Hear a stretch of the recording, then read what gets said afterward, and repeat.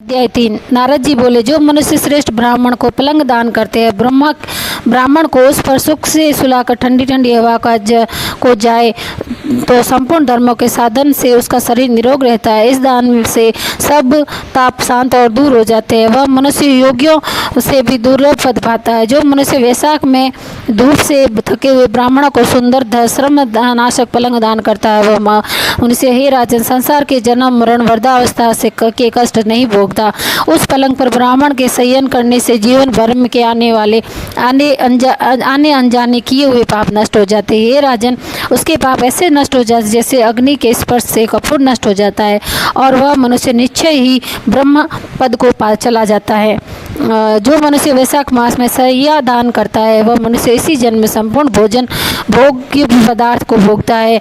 उसके कुल में बहुत से मनुष्य होते हैं, कोई रोग उसको नहीं होता, उसे कोई बड़ी आयु, धैर्य, निरोगता और यश मिलता है। उस धर्मात्मा के कुल में 100 पीढ़ी तक कोई अधर्मी नहीं होता है। उस मास में नादीद करने का अपार फल होता है। वैसा के धर्मों को इस द्वारा करने वाला धर्मात्मा पुरुष सब भोगों को भोग कर अपना शरीर त्यागता है। जो वेद पाठी ब्राह्मण को तकिया दान देता है, वो सभी पाप नष्ट हो जाते हैं और अंत में ब्रह्म पद प्राप्त होता है। बिना इसके लिए मनुष्य सुखपूर्वक नहीं सो पाता और इसके दान करने से सबका आश्रय बनकर पृथ्वी का राज्य भोगता है। हे राजन, वह मनुष्य 7 जन्म तक सदा सुखी, भोगी, धर्मपरायण और विजयी होता है। फिर अपने सातों कुल समेत मुक्त हो जाता है और जो अपने मनुष्य चटाई अथवा और किसी प्रकार का आसन देता है जिस पर पत्र सासी विष्णु भगवान स्वयं विराजते हैं, जैसे जल में पड़ी हुई ऊन नहीं भीजती, वैसे ही संसार जीव के संसार में बंधन किसे नहीं प्राप्त होता, वैसे ही संसार जीव संसार के बंधन को नहीं प्राप्त होता। चटाई देने वाला पुरुष आसन और सैया पर आरूढ़ हो सब तरह सुखी रहता है। शयन करने से किसी चटाई और कंबल दान देता है, वह मुक्त हो जाता है, इसमें संदेह नहीं। निंद्रा से दुख दूर हो जाता है और निंद्रा से परिश्रम दूर हो जाता है और वही निंद्रा चटाई पर सुखपूर्वक आती है। हे राजन, जो वैशाख में कंबल का दान करता है, वह अकाल मृत्यु और काल मृत्यु से छूटकर 100 वर्ष तक जीवित रहता है। जो प्राणी धूप से व्याकुल ब्राह्मण को पतला वस्त्र देता है, उसकी पूर्ण आयु होती है और परलोक में उसके परम गति मिलती है। कपूर अंतस्ताप को दूर करने में इसमें कपूर का दान ब्राह्मण को देते हैं तो मोक्ष मिलती है और दुख नाशक होता है। जो ब्राह्मण को फूल और कुमकुम दान करे तो सार्वभोज राज को हो, सब प्राणी उसका आज्ञा में रहे और पुत्र तथा पौत्र युक्त होकर सब भोगों को भोग मोक्ष पाता है और त्वचा और हड्डी के संताप को चंदन तत्काल दूर कर देता है। अंत में चंदन दान करता है, वो तीनों ताप से दूर हो मोक्ष को प्राप्त होता है और जल में भीगी हुई खस और चंपा का कुस्सा दान करता है। हे राजन, वह प्राणी सब प्रकार के सुख भोगता है, इस सब देवता उसकी सहायता करते हैं, उसके सब पाप और दुख दूर हो जाते हैं और अंत में मोक्ष पाता है। जो वैशाख में गो, राचर और कस्तूरी दान करता है, तीनों ताप से छूटकर मोक्ष पाता है। जो मेष की कांति में तांबूल और कपूर दान करता है, पृथ्वी के सारे सुख भोग कर निर्वाण पद प्राप्त करता है। जो मनुष्य सेवती और जूही दान करता है, वो सार्वभौम राजा होकर अंत में मोक्ष पाता है। जो वैशाख में केतकी और मल्लिका दान करता है, वो माधव भगवान की आज्ञा से मोक्ष पद पाता है। जो मनुष्य ब्राह्मण को सुपारी और सुगंधित द्रव्यों का दान करता है, हे राजन, वो नारियल दान करता है, उसके पुण्य के फल चित लगाकर सुनो।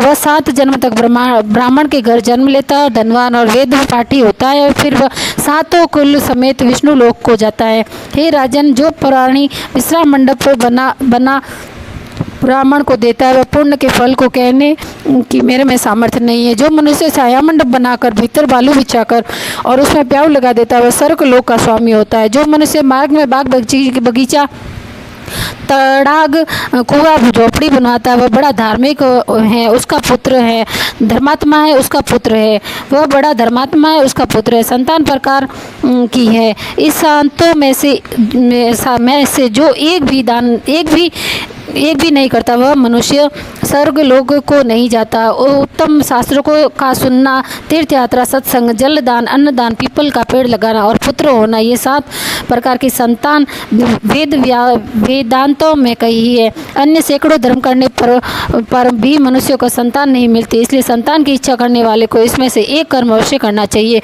पशु पक्षी मृग और वृक्षों को स्वर्ग सुख ना ही मिलता, फिर मनुष्यों का तो कहना ही क्या है। जो मनुष्य सुपारी, नागवल्ली, कपूर अगर सिहत पान दान करता है, वह निश्चय ही शारीरिक पापों से मुक्त हो जाता है और यश, धर्म, धैर्य और लक्ष्मी प्राप्त करता है। रोगी रोग से छूट जाता है, निरोगी मोक्ष पाता है। जो वैशाख में तापनाशक छाछ का दान करता है, वह विद्यावान और धनवान होता है, इससे संदेह नहीं, क्योंकि गर्मी की ऋतु में तर्क के समान कोई दान नहीं। इसलिए मार्ग के कारण थके हुए ब्राह्मण को छाछ का दान करे। जो मनुष्य नींबू का रस और नमक डालकर अरुचि नाशक छाछ का दान करता है, वह मोक्ष पाता है। जो गर्मी में व्याकुल ब्राह्मण को दही की लस्सी पिलाता है, हे राजन, उसका पुण्य का फल कहने के मुझ में सामर्थ्य नहीं। जो वैशाख महीने में केवल चावल दान करता है, उसकी बड़ी आयु होती है, वह सब यज्ञों में फल पाता है। जो तेजस्वी गौ का घी दान करता है, वह अश्वमेघ प्राप्त कर विष्णु भगवान के आनंद पाता है। हे मेष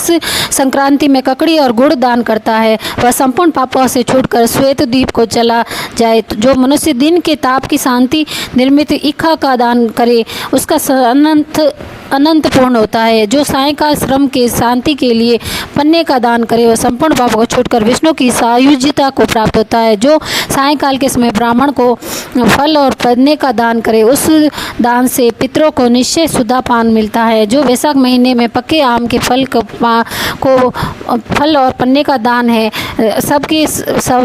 उसके सब पाप निश्चय ही दूर हो जाते हैं। वैशाख महीने की अमावस्या को पेय से भरे घड़े का दान करने से 100 गाय श्राद्ध कर दिया, इससे संदेह नहीं। वैशाख की अमावस्या को कस्तूरी, कपूर, विफल का खस आदि वस्तुओं से युक्त जल कुंभ का दान जो पितरों के लिए करता है, वो 96 श्राद्ध करने का पुण्य निस्संदेह होता है।